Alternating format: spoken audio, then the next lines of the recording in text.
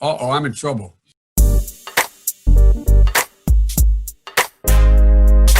This is an island surrounded by water, big water, ocean water.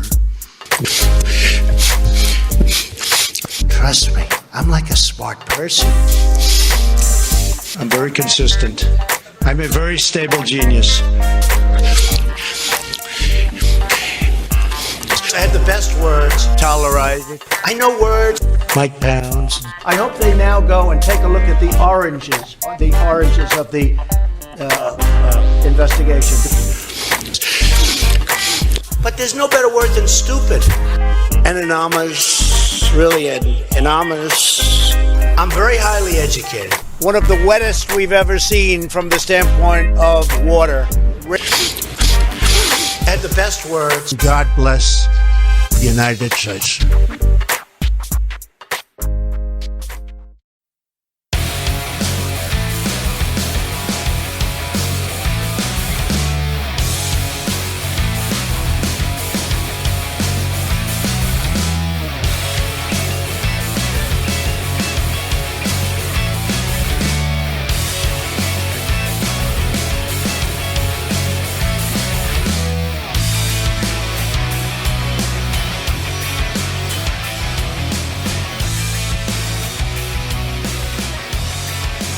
Around the nation, Waldorf Nation. Hey everybody, welcome to the show. It's Monday. Got a lot of stuff to talk about. Oh boy. So, we already have, of course, breaking news. Donald Trump, who is currently at the Walter Reed Medical Center, is now getting, I don't know, discharged is the right word for it, but he's leaving. And he said this on Twitter. He'll be leaving at about 6:30. Feeling really good. Don't be afraid of COVID. Don't let it dominate your life. We have developed, under the Trump administration, some really great drugs and knowledge. I feel better than I did 20 years ago. Okay, so let me just... Oh, bullshit. Oh, this is total bullshit. This is making, you know what the Trump administration is doing? It is making us like turn into like conspiracy theorists. I mean, now we're all sitting here going, wait, did he, either Donald Trump, did he even have the virus? And if he had the virus and he got cured in 3 days, by some miracle treatment, well then why isn't anyone else getting this miracle treatment? I mean, there's so many questions, and I feel like there's no good answers to this. Gaslighting, as a lot of you point out, and of course downplaying COVID, bullshit. Yeah, bullshit. Oh my God. So, look, that's part of the day. I'm going to tell you what drugs he's been on, in case you're wondering. We're also going to talk about his work from the hospital photos, which are always fun. We're also going to talk about how Trump, how early did he know about having coronavirus? And in so doing, how many people did he infect? Yeah. Then we're going to switch gears. We've got other stuff to talk about as well. Including, if you're, like, are you feeling depressed from the use of social media? No, that's not like a pitch or anything. But it's actually a study that makes a lot of sense. It's basically one of those no kidding studies, but we'll talk about it anyway because I think it's pretty interesting. And then, of course, we have the Supreme Court. So, depressing news when it comes to that. It may sound like good at first, but then you realize, uh-oh, they're planning something. Okay, anyway, we'll talk about that. What a day today. By the way, for those of you just joining us on the live stream, yes, we are trying out 4 o'clock. So, I did a poll, right? I talked to the audience to see if what time, would be better for them to what. Because, like, the 3 o'clock slot, it feels like I'm in competition with a lot of other shows. And so 4 o'clock is originally when we started the show, the OG live stream. And so I kind of want to go back to that and see, where it gets us. Maybe we can pick up some more live viewers during the live show. And that's, obviously something that I really like to do. And, yeah, we'll see how it works out. We'll see how it shakes out. Already, hey, thanks for joining us on Twitch, by the way, and on Facebook as well. So Facebook, YouTube, Twitch. We're doing all the streams. All the streams. Except for Twitter. Because, it's Twitter. They won't let me stream anyway. All right. Anyway, let's dive in. Let's talk about Trump's drugs. Okay. Already fun. Over the weekend, we got news the President of the United States had come down with a moderate case of coronavirus, COVID-19, which prompted him to be airlifted, as anybody with a quote-unquote moderate case would do, to the Walter Reed Medical Center for a nice weekend away while getting pumped full of experimental drugs. I'm not kidding. The likes of which, of course, are the best that the American taxpayer could buy. Yeah, we paid for that. Where Donald Trump paid only about $750 in taxes. So now, after a couple of nights of conflicting, often untrustworthy information from the White House and even doctors at Walter Reed about his condition, leaving out the fact that his blood oxygen level at several points had dropped to dangerous levels, he appears to be back to his old self, judging by this wonderful all caps Twitter rant. So that started about 6:30 in the morning. So right around the time of Fox and Friends. Here's what he said. All caps. If you want a massive tax increase, the biggest in the history of our country, and one that will shut down our economy and jobs down, vote Democrat. Adding, stock market highs, vote. Strongest military ever. Law and order. Biggest tax cut ever. And another one coming. Space Force. On and on and on. All right. So you get it. There's plenty more of these tweets, and they're all just as unhinged and in full caps as the others. But you get it. He's campaigning from his bed. Now, of course, he'll be released actually later on today, which is pretty interesting. There's a couple of questions about that. One, is he really feeling better? Because he beat it, and he got the miracle drug, which in that case makes me wonder, why aren't the other Americans getting this miracle drug that allegedly cured him in 3 days? Or is it just because he's so healthy, even though he's 74 years old and obese? Must be a great gene. Nobody can believe the genes that I have. You wouldn't believe it. It's so great. And look, I understand that COVID's not always a death sentence. Duh.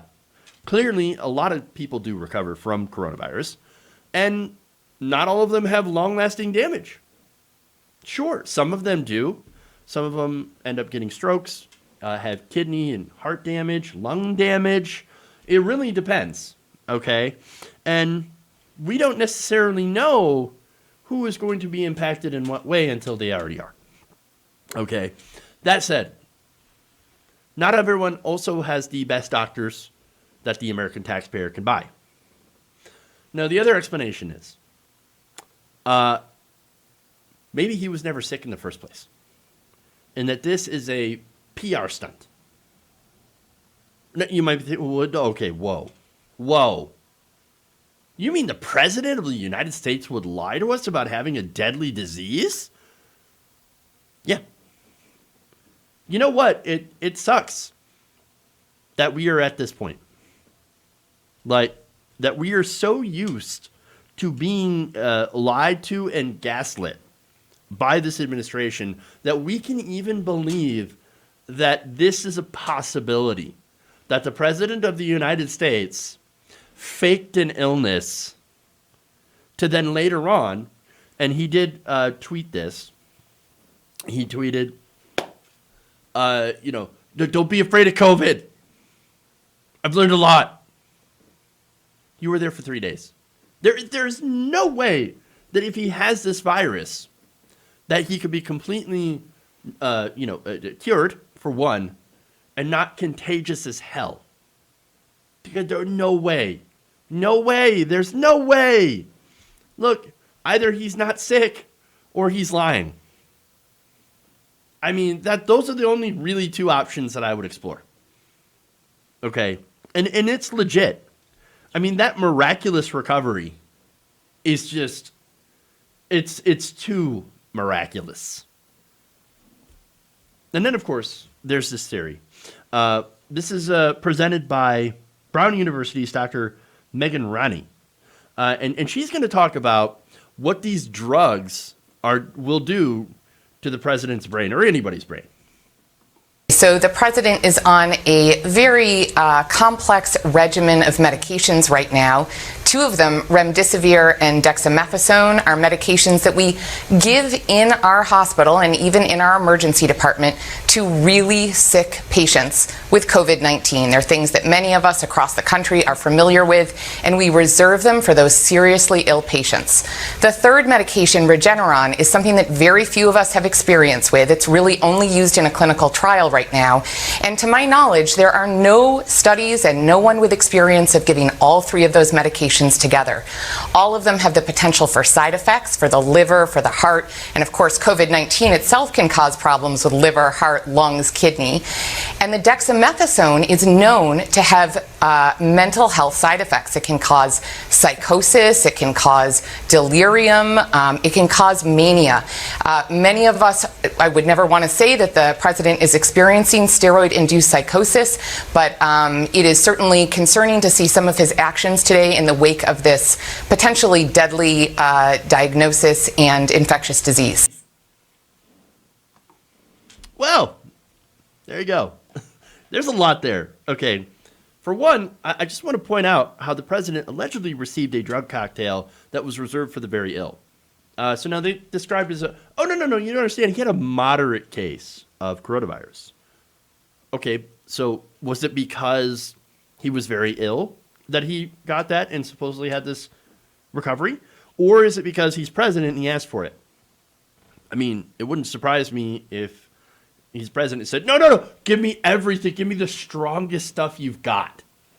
My life literally depends on it, and it's more important than anyone else's here. Come on.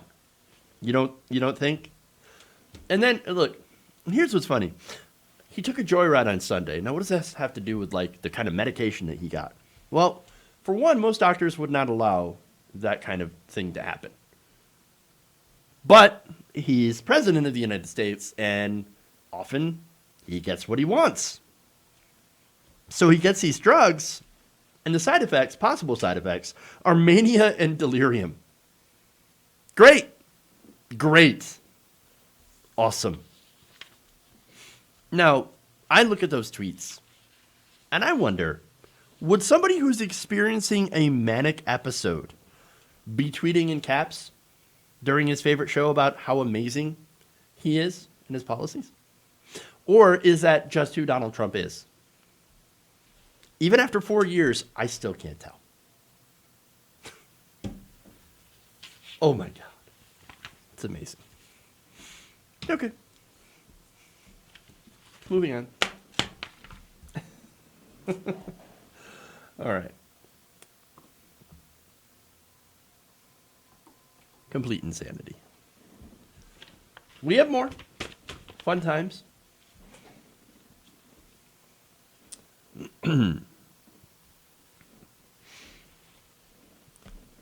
So the internet's pretty good at calling out BS. An especially noteworthy skill considering the massive amounts of it that gets spewed at us constantly from all directions. One of which I will show you. an example of this. Let's see. Let me pull that up. That is Donald Trump appearing to be hard at work, despite having the Rona. Look at that. What a patriot. What a man. Working.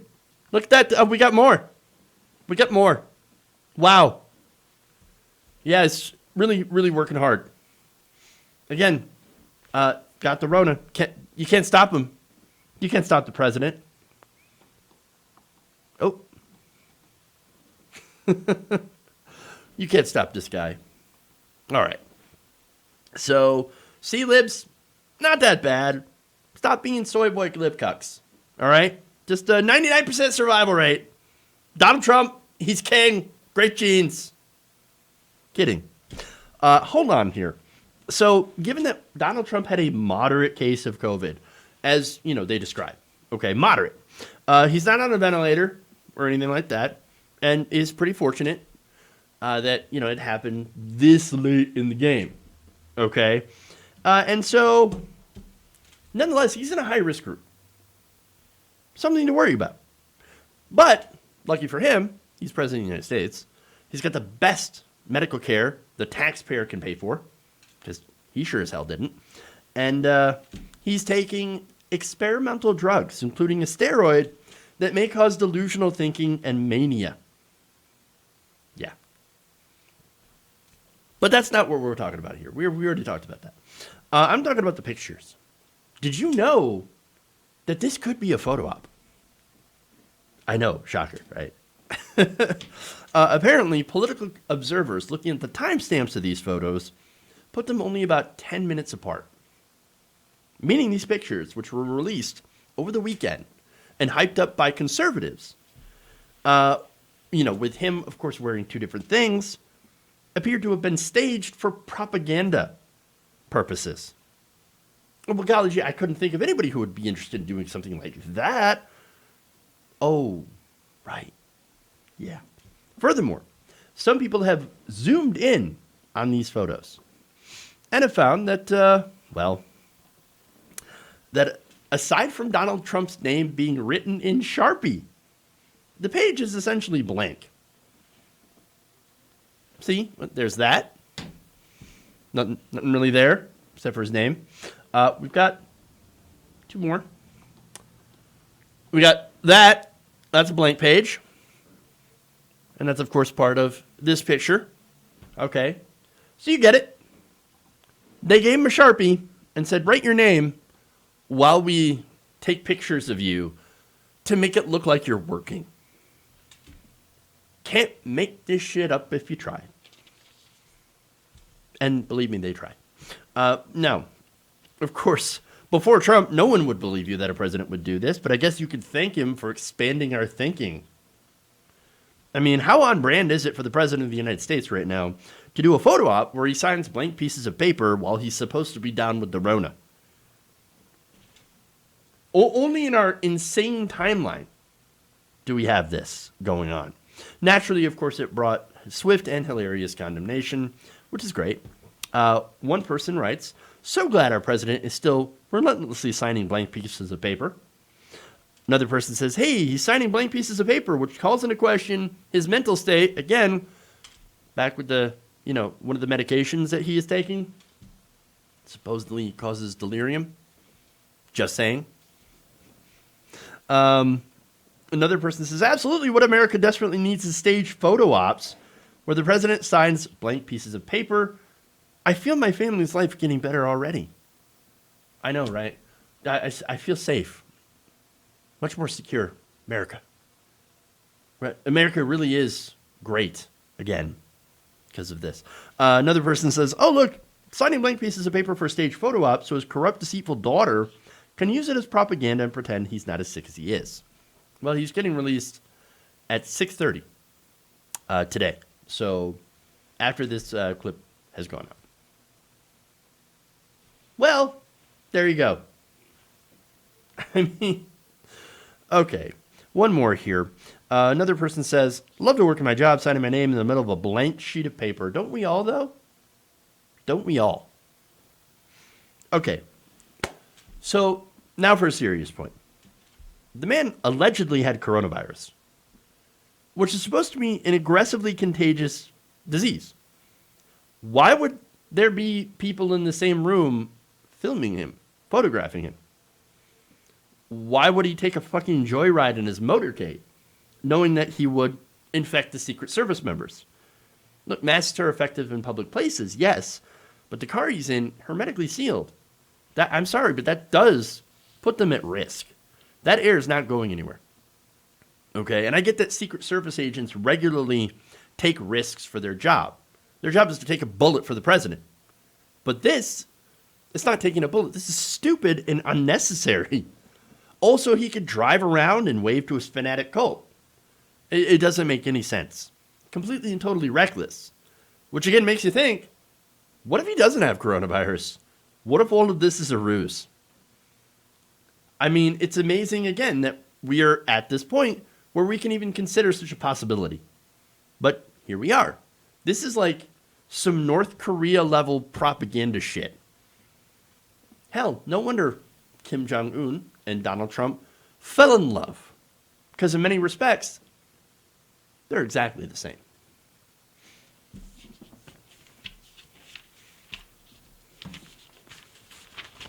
All right. Moving on.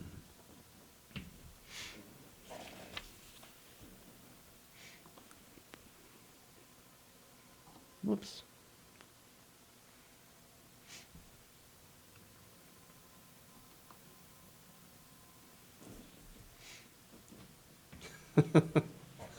Your comments. I'll read some after this break, after this story. So, all right.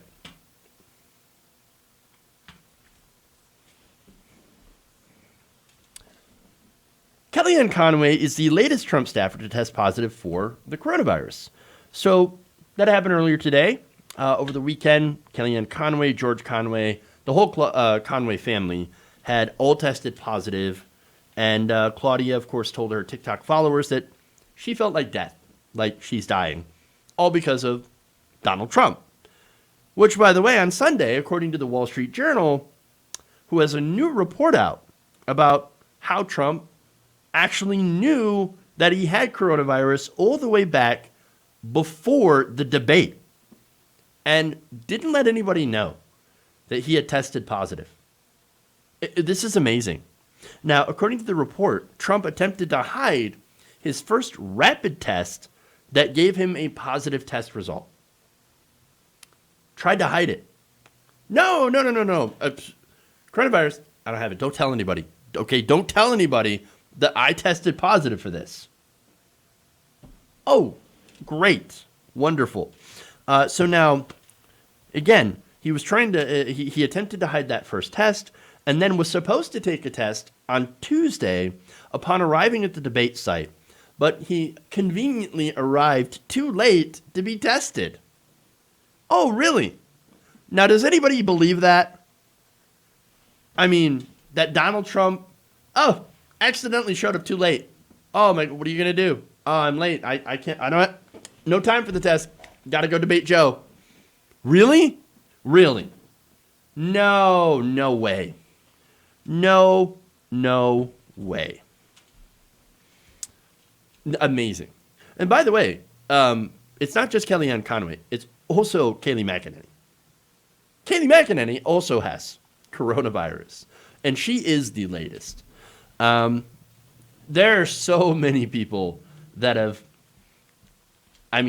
tested positive for coronavirus. It's amazing. It's like ripping through the White House. But somehow Donald Trump is magically cured. Right. But look, so let me do the situation here with the New York Times, the Wall Street Journal, of why it's so bad.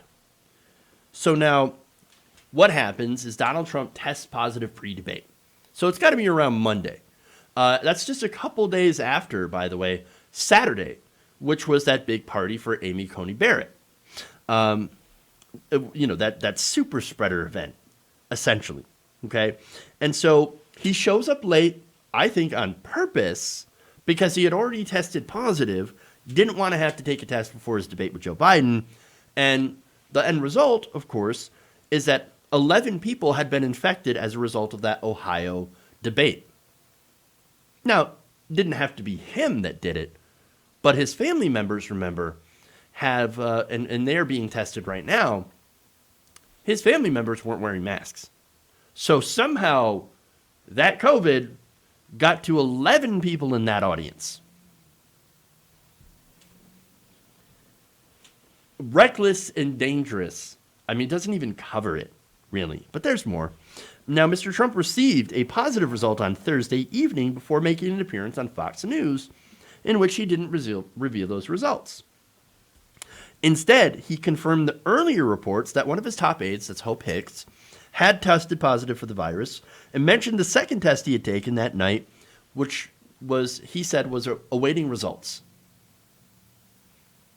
But no, he already got the first result that was positive, and then he got the second result that was positive, and he still told Hannity, I'm waiting for the results.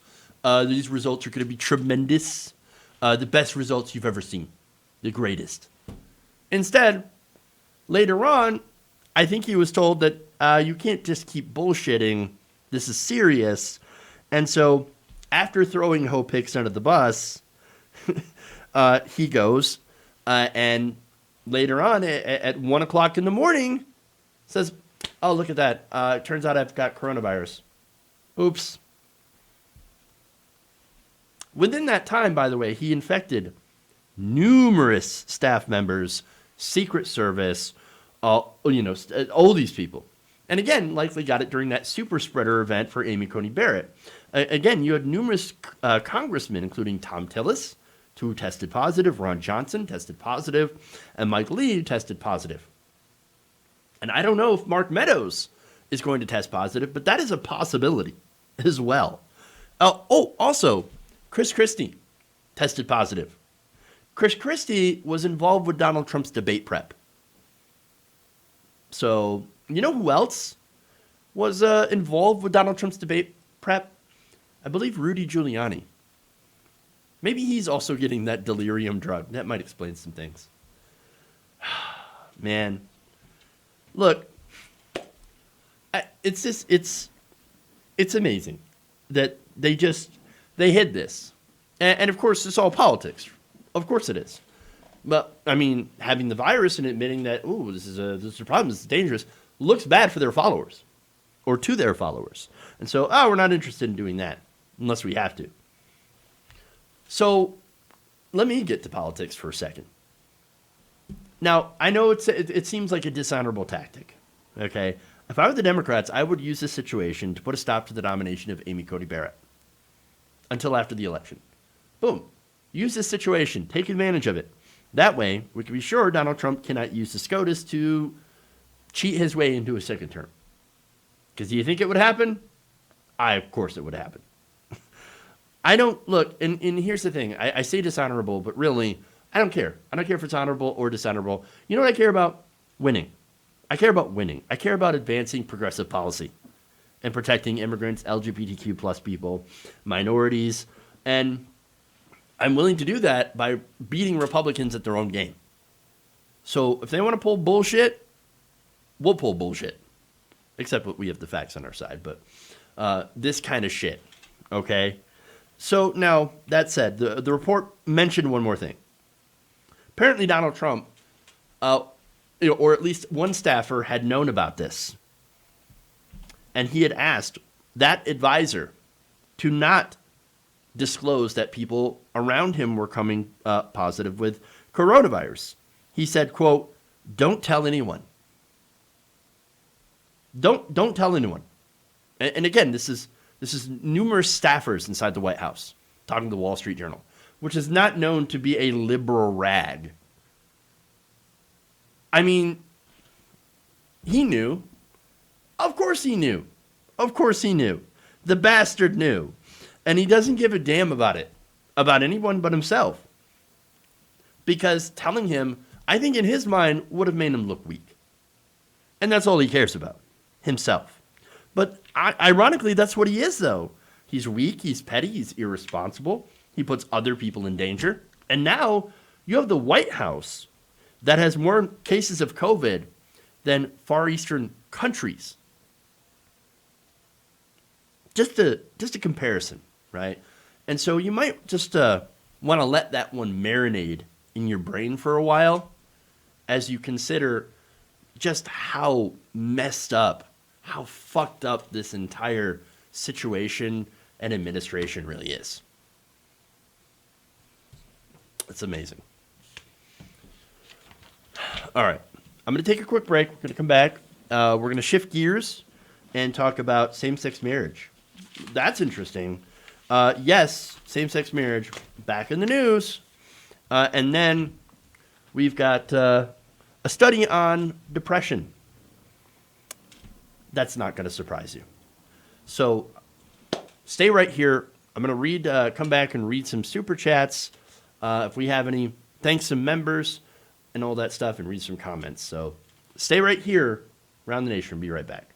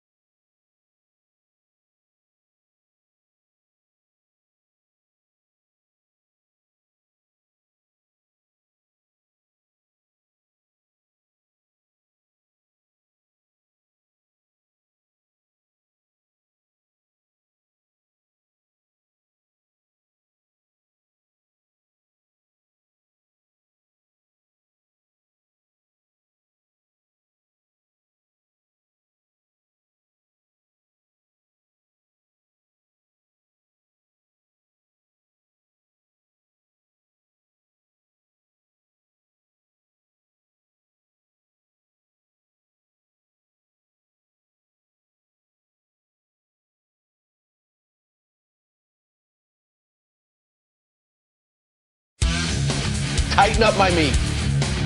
I like my meat tight.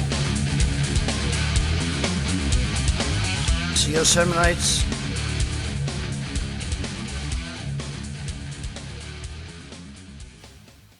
Everybody, welcome back to the show. Around the Nation right here, Waldorf Nation. So, for one, a lot of great comments here. A lot of good people on Twitch and on Facebook, as well as YouTube. So I definitely want to read some of those comments. But first, I want to thank some patrons. Patreon.com/Jeff Waldorf. We, of course, always need your help to continue running the show. Martha Dillard and Ross Carson are the two patrons of the day. So I want to thank you for signing up. And I also want to thank channel members on YouTube. You can become a channel member by hitting the join button below. Manu Vital and Rodney Nelson are the channel members of the day, so thank you again for helping independent progressive media. Let's see. We have a super chat from Goku. Just saying, said that points out the 3 stages of demon possession. Oh no. Oh no. Oh no. We're getting into fundamentalism. Oh no. I'm worried. 1, manifestation and infection. 2, oppression. 3, full possession. I have a feeling that that's like it's got to be a reference that I don't understand. Breaking, Trump is not in good condition. Let me verify that, Dango. Hold on. So we're gonna break some news live here. We'll see. All right. Latest on Trump's diagnosis. Yeah, I'm not really seeing anything yet. So I don't know. Top stories.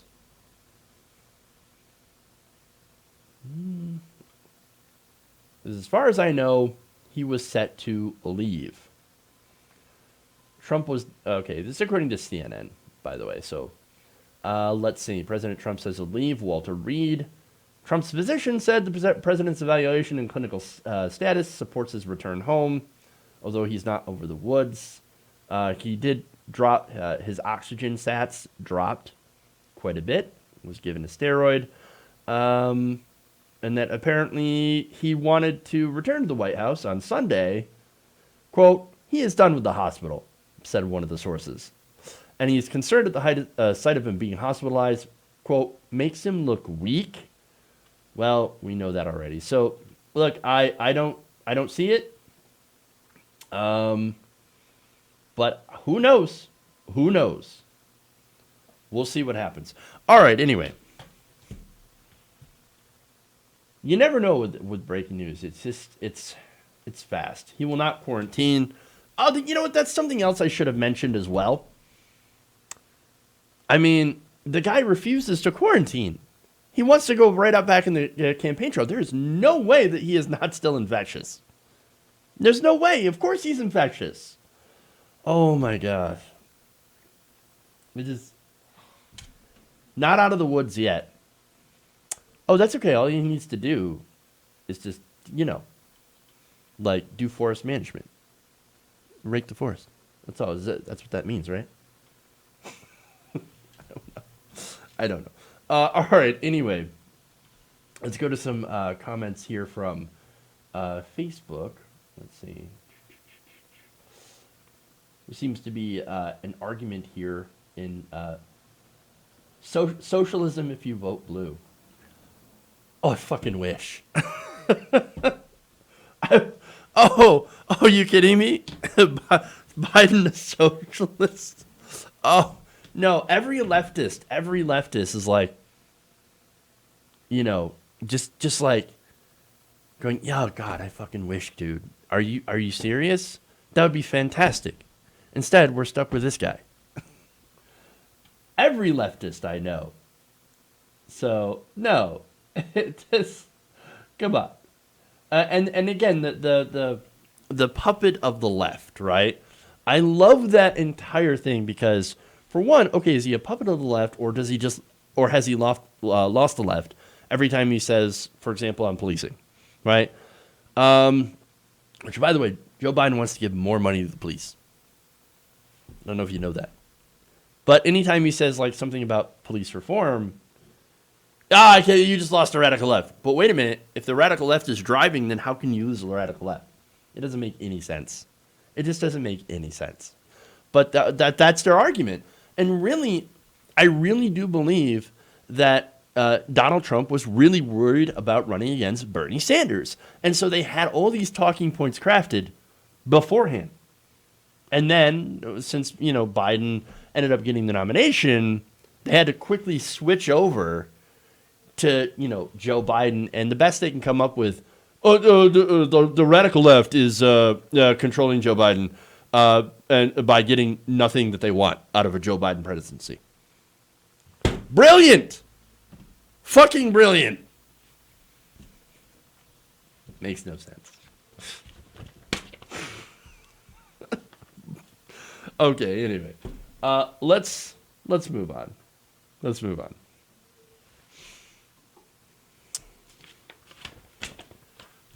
Serious news here. So Kim Davis is back in the news today. Now, you guys remember Kim Davis. She was the Kentucky clerk who was a Democrat, weirdly enough, but refused to sign a marriage license for a gay couple. And so, of course, following that, she became a conservative icon for quote-unquote religious freedom, which basically means, in their words, I should be free to discriminate against people my religion says I should discriminate against. Even though your religion technically doesn't even say that. Nonetheless, okay, she's back. And what she's trying to do is, well, she's trying to stop same-sex marriage. Apparently that's still stuck in her craw.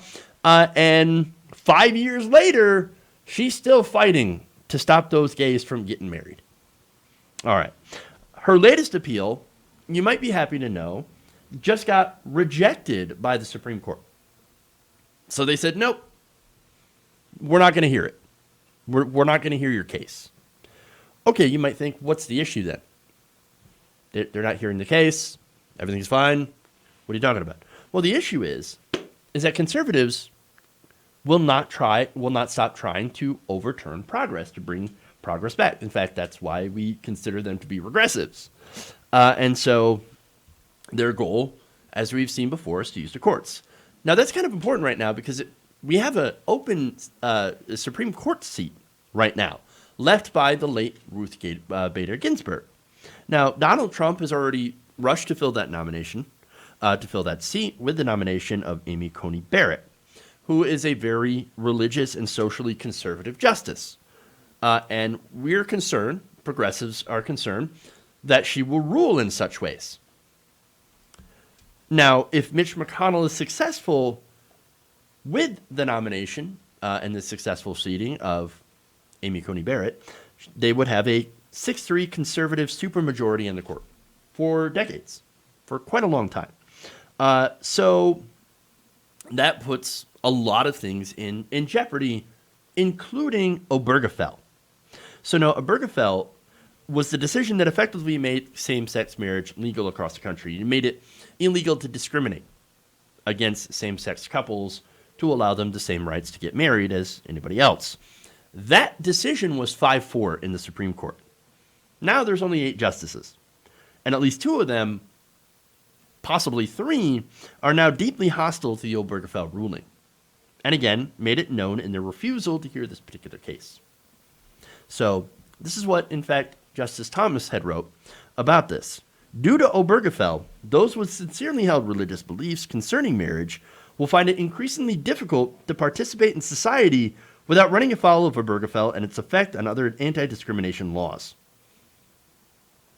So you're saying, oh man, doesn't it suck that we can no longer openly discriminate against gay people? If that's your position, I don't agree with you, bud. I actually think it's great that we can't discriminate against gay people because they're people. Nonetheless, okay, I know it's real tough for them. I feel real bad. But he's going to go and he's going to couch this in states' rights, and say that it's basically there's nothing in the Constitution that gives gay people, the LGBT plus community, additional rights, which is what they claim. So let's go to the states thing. He said it would be one thing if recognition for same-sex marriage had been debated and adopted through the democratic process, meaning the states, with the people deciding not to provide statutory protections for religious liberty under state law. Oh, it's kind of ironic. It's basically the same argument that they used to, preserve the institution of slavery, for example. We said, well, that's just not something that the courts or anybody else should decide on, but the states. So then, of course, you would have conservative states that would be able to treat LGBTQ plus people like second-class citizens, while places like, California, New York, could afford people rights to be treated equally under the law. And so, according to Obergefell, really, the 14th Amendment said you must give everyone equal protection under the law. In this case, people's right to enter into a civil contract. And so that was the argument. However, as you could see, Thomas, he said, well, how dare the courts be activist? Activist judges. Oh, really? Well, okay. He said, it is quite another when the court forces that choice upon society through its creation of atextual constitutional rights and its ungenerous interpretation of the free exercise clause, leaving those with religious objections in the lurch. So, look, understand that Thomas is an originalist. He thinks that the Constitution, as is, was 100% perfect and it shouldn't change whatsoever. Now, I don't agree with that. It's a living document, I believe, and it should change as history changes to make a more perfect union. Doesn't agree. And the other thing, of course, is, religion, right? Well, we have this separation of church and state, which means that no religion should dominate. All religion should be treated equally in this country. So now, understand, if your religion says no gay marriage, well, then don't get gay married. I mean, that's pretty easy, right? I mean, other people, other citizens in this secular country that we live in should be able to do what they're going to do or not have to do things that they don't want to have to do. In this case, like, for example, getting gay, nobody's forcing anybody to get gay married. But what Kim Davis threw a fit about is that at her job, she had to sign marriage licenses for gay couples. So she was bent out of shape of that. She said, well, that's against my religion. Okay, well, my advice is get a new job. If you're going to do something that's against your religion, well, then I don't want you at that job. And I will extend the same thing to a Muslim who doesn't want to touch pork. Okay, well, then don't handle groceries. Don't be a butcher. Same thing for an Orthodox Jewish person who doesn't want to do whatever. Okay? Like, all right, if it's against your religion, then you have a right to not do that job. And go and practice your religion in peace. That is actually you practicing your religion, saying, I refuse to do this. Okay, great, whatever. If that, again, career choice is not for you, then it's just not for you. Sad day. But again, Obergefell wasn't necessarily even about that. Again, it was about the 14th Amendment, the equal protection under the law. In that case, Justice Thomas had written, the court read a right to same-sex marriage into the 14th Amendment, even though that right is found nowhere in the text. So it literally has to be spelled right out for somebody like Thomas to even understand it. Well, or acknowledge it. But that's the thing. They didn't even have the word for LGBT plus, LGBTQ, or anything like that back within those times. That's why, again, I believe the Constitution is a living document that allows you to amend those things to make sure that other people are also extended the same rights as being, as other Americans. Because they're Americans, okay? And so it doesn't actually ascribe additional rights. All it does is say you can't discriminate against somebody for wanting to get married. That happens to be a different sexual orientation than you. It doesn't have any effect on your life. It doesn't affect you in any negative way. So why should that matter? Why should you not allow that? Why are we going to ban this if you're uncomfortable with it? That's the problem. And so it makes me think that conservatives really just want to own marriage, the institution itself. Okay? And look, there's two different thoughts about this. There is religious marriage, which they can own all day long, right? That's the religious ceremony. What we're talking about when it comes to legal rights is we're talking about the contract.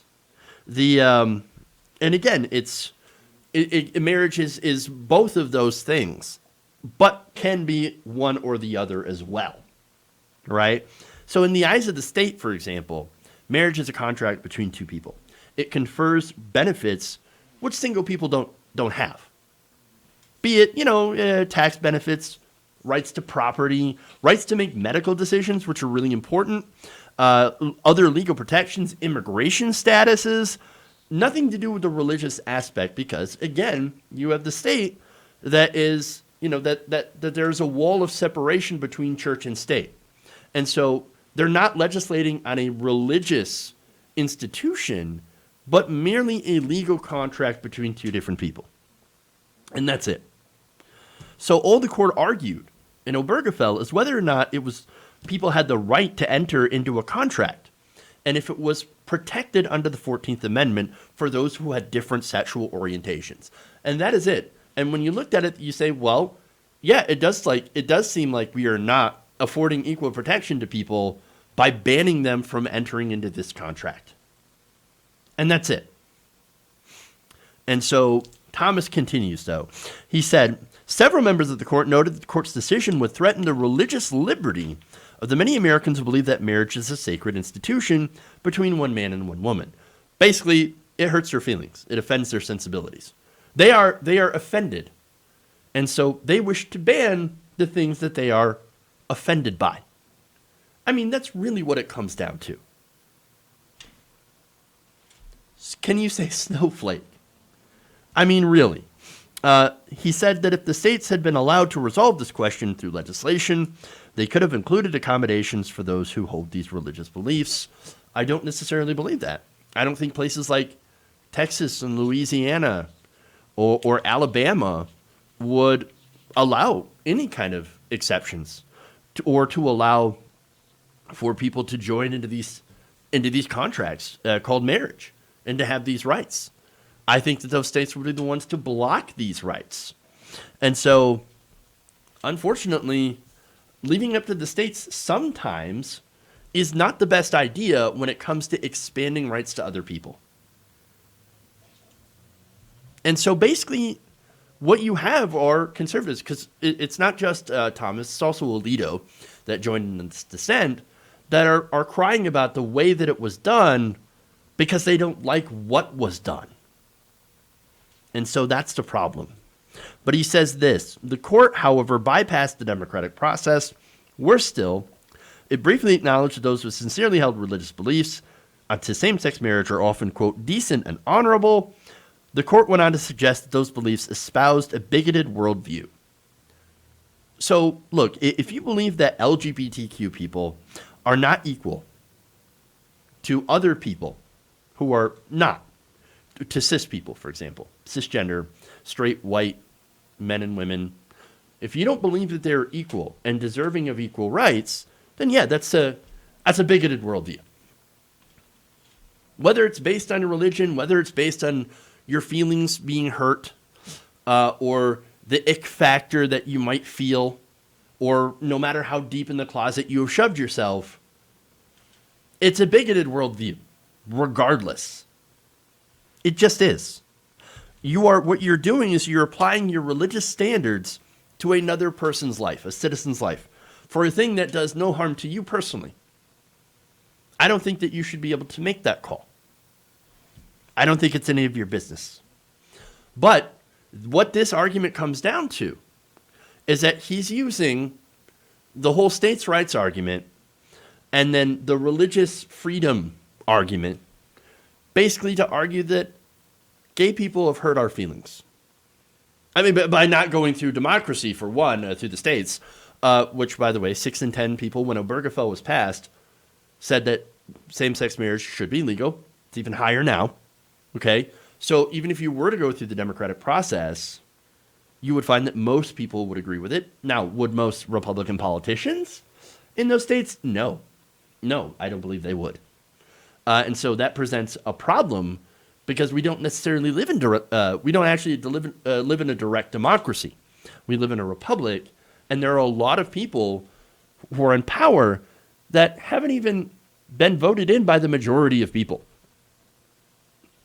And that can, of course, create some issues for those who are not represented. They do not have representation in our government, and therefore their rights would be denied them through that democratic process. That is why in some cases courts and the legislatures do need to step in to guarantee that people have rights. And that's why I supported the Obergefell decision and still do. And so that said, all of this is on feelings. Oh my God, I can't believe you're saying my worldview is bigoted. How dare you call our Christians bigots? Well, we're not. There are Christians that all over that are wonderful people and that are perfectly happy and fine with allowing gay people to get married and to be happy themselves. And there are gay Christians as well. We're not calling Christianity bigoted. We are calling bigots bigoted. There is a difference. If you are using your religion as a way, as a cudgel, to beat down other people and to control their lives, that does make you bigoted. And it does make you a bad person. Or at least using your religion in a bad way. Simple as that. And so, that said, this is bad for Obergefell. Why? Because both Thomas and Alito are very much upset about this decision, and I believe if given a chance and given a Supreme Court supermajority, would undo this decision. Now you might think, wait a minute, but they just decided to not hear the court, to not hear the case. Well, they can come back later and revisit it once they have Amy Coney Barrett, who would be a reliably socially conservative vote for a 6-3 supermajority. That's the problem here. That's why liberals don't talk about the court enough, whether it be the Supreme Court or, and of course they only talk about it in relation to the elections, when in reality, of course, it's important all the other times, especially when you have local district court judges that are being appointed massively by the Republicans, by the right wing. And they have done that so many times. And so we need to wake up and we need to look at the takeover of our judicial system from the right wing, because these people are going to be there in office for a very, very long time. That is a big problem for many of these decisions, and especially the Supreme Court. Now, Democrats right now have the ability to, or I should say the opportunity to try to delay this nomination, especially since many of the Republicans on the Judicial Committee happen to be, I don't know, coming down sick with COVID-19. Maybe they could push it till after the election. Whoever wins, assuming Democrats are smart enough to do it, might be deciding not only, of course, the fate of the ACA, whoever wins, and Roe v. Wade, also very important, but also same-sex marriage. Who gets on the court next could determine whether or not decades of progress could disappear overnight. That right there, for me, is a pretty good reason to vote and to get involved and to make sure that Donald Trump and the Republicans do not win a majority and do not win re-election. Because if they do, I fear that we will see a giant leap backward as a result. Okay.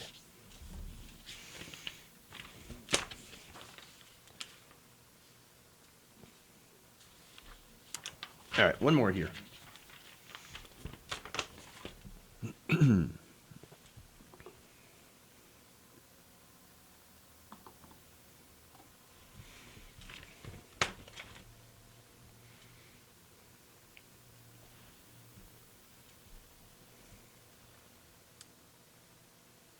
Let's see. Oh. All right. I had to check something. I have some good news for those of you who are being depressed by social media. You're not alone. Turns out, social media is making lots of people depressed. I know, shocker. But it's another new study to come out in Computers and Human Behavior. It was published last month. And what it did is that they had suffered, big Freudian slip there. They surveyed 320 participants living in China, specifically in Wuhan, China. That was the site of the coronavirus outbreak, the epicenter, about how they accessed and shared health information with friends, family members, and colleagues over China's popular social media app, WeChat. Now, they also used a stress scale to measure anxiety and depression by asking participants to rate statements such as, "I felt that life was meaningless," and "I had disturbing dreams about coronavirus." So, yeah, they were asking some specific questions. Now, Bu Zong, journalism professor at Penn State and co-author of this study, said the team began looking into the effects of social media use on people's mental health right after Wuhan was locked down to curb the spread of the coronavirus. He said, "We didn't expect that this would become a global pandemic. We were just thinking that we could reveal some invisible harms caused by the outbreak that were not readily apparent." Of course, things like whether or not, you would be depressed staying indoors. I think that's fairly obvious that most people would be. And, what you would do with your time. You spend it on Facebook, spend it on Twitter, all these different social media apps. And of course, with those apps having all sorts of information overload, misinformation, disinformation, how that would play on somebody's mental health. And of course, I think we already pretty much know the answer, that it's a deleterious effect. Nonetheless, it is interesting they looked at it. So they give you more information here about this. Apparently in China, big shocker, local media was not doing reports on COVID-19. Fascinating. You think they would be. But they said, let's see, if you just read the local newspaper and watched television, you didn't get any information about the virus. This made people extremely stressed, and they began relying overwhelmingly on social media, which, of course, as I mentioned before, disinformation, misinformation, and that can have a serious problem in the discourse. Now, previous research also showed that more people were relying on social media to find and share their health information during this time. There was a Harris poll that found between late March and early May, 46 to 51% of American adults reported using social media more often than before the pandemic. And again, I think it was mainly because, well, we were locked in the house and information was hard to come by. And so, again, that can have, good effects, bad effects. Okay. Now, the study found that more than half of all participants, none of whom reported any traumatic or depressive disorders before the pandemic, experienced some level of depression. Nearly 20% of participants reported experiencing a moderate to severe level of depression, and slightly more than 20% reported moderate to severe levels of secondary trauma. So, okay, they experienced, again, half of all people were like, yeah, this kind of sucks. Pandemic, being stuck in the house, that blows. All right? Nearly 20% said, boy, things are getting bad, real bad. And generally, if you're locked into the news, you would tend to report that because the news is nothing more than pretty negative. And then secondary trauma. Now, what's secondary trauma? Apparently, you can get really depressed and upset when you hear about traumatic experiences of others. So, look, I can relate.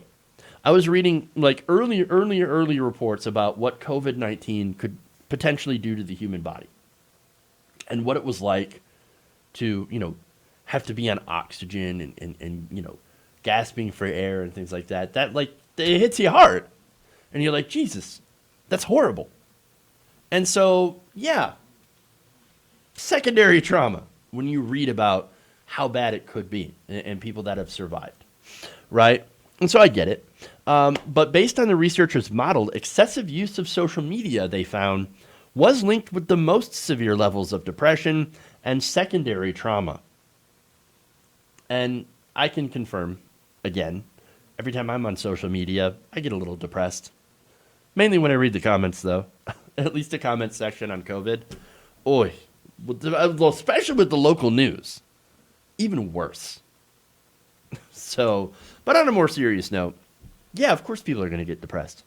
When you hear and see a lot of negative things, which is driven by algorithms to get clicks, yeah, you're gonna see bad things. You're gonna feel bad things. Feels bad, man. Definitely, I get it. Now, those algorithms are set up in the way that news is, unfortunately, and if it bleeds, it leads. That's one, unfortunate thing about our news cycle, and I get it. And look, I've had friends that have decided that, they were going to take some time out away from social media because after a while, it gets to be too much. It gets to be too much for everybody. And so, you got to take some time out You got to do a little self-care. All right? But that said, they didn't find all negative news. At the same time, Zhang said it was important to understand how all types of social media, including platforms like Facebook and Twitter, can help people during a health crisis. And so understand, like, Twitter originally was really, really good at organizing social movements.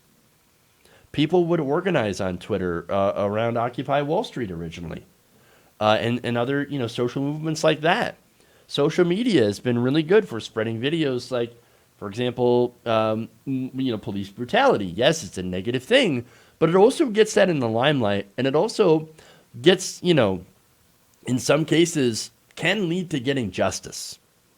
And so there are positive facets to social media.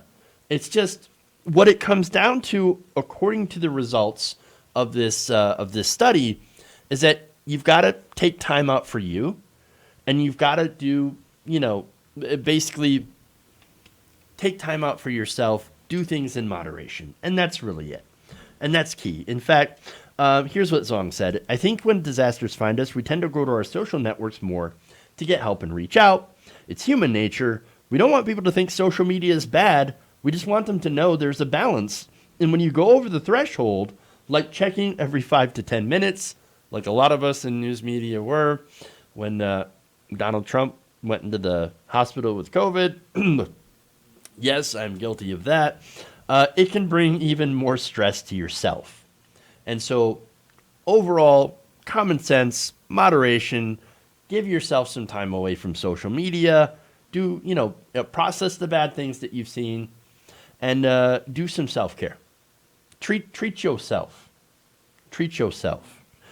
Now, researchers say that it was possible, by the way, that people who consumed more health information on WeChat attached excessive importance to the content, experiencing more depression and secondary trauma than those who use the platform less. In response, they recommend social media breaks during stressful health crises. Quote, we should not blame social media. We should just pay attention to how we're using it. And look, I'll add, you might want to pay attention who is saying what over social media, especially here in America, especially here when it comes to platforms like Facebook and YouTube as well. All of them, really. Because there are places that push disinformation. You have Fox News for television. You've got PragerU on YouTube and Facebook. You've got places like Daily Wire. You've got to follow the money on those groups, because a lot of them do push disinformation and a lot of fear. And that can have very negative effects on your mental health as well. So, turns out, conservatives, bad for your mental health. All right. Pretty self-explanatory. Just give yourself a break and watch who you're getting your news from. Simple as that. All right. That's it. That's all I got for you guys today. Thank you for going around the nation. Please like and share the stream if you haven't already. Please consider becoming a patron, patreon.com/Jeff Waldorf. Facebook, like us on Facebook, and follow us on Twitch, where we do good stuff. And so, I do gaming streams as well, sometimes when I'm not doing the politics. That's always fun. So, yeah, lots of stuff that you get here when you subscribe and, of course, support the channel. All right, everybody. Thank you. Love you. And remember, change begins with you. Good night, nation. We'll see you guys later. Have a good night.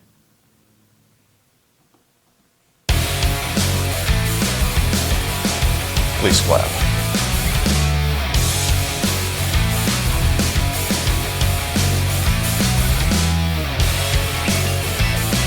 Tighten up my meat. I like my meat tight.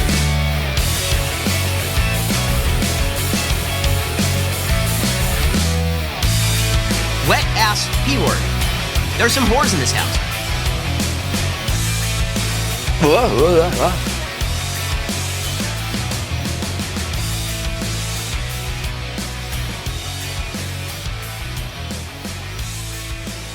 Tolerize it.